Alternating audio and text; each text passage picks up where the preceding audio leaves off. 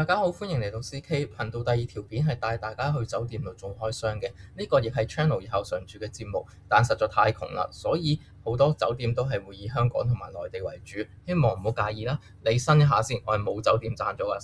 今次要介紹嘅係一間位於喺深圳煙南地鐵站附近嘅索菲輕居酒店，屬於一間2星級嘅酒店。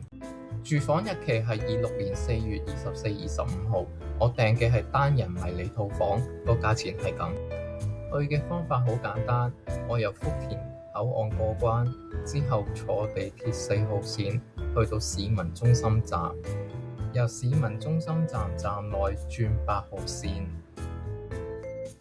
去到8號線往溪涌方向坐3個站就到煙南站。到站後由 A 出口出，呢度要注意，出口只有樓梯，冇任何電梯。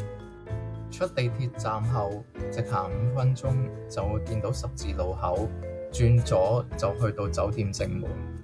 酒店附近有好多商場同食肆，行街食嘢都好方便。酒店大堂同電梯雖然比較細，但係都好乾淨。好，入房，房仔細細，架生足夠，又夠乾淨。喂，咪住，部電視呢？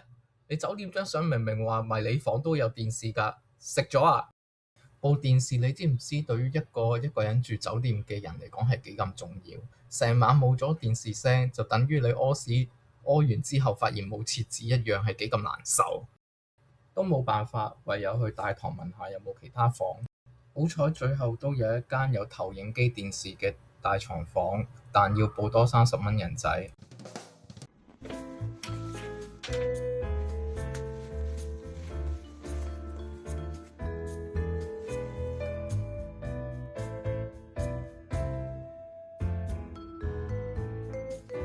最後做返我個人評分啦，以2星級酒店嚟講呢，其實係非常滿意嘅，只係喺電視機個問題上邊同埋冇早餐供應嗰度扣咗少少分啫。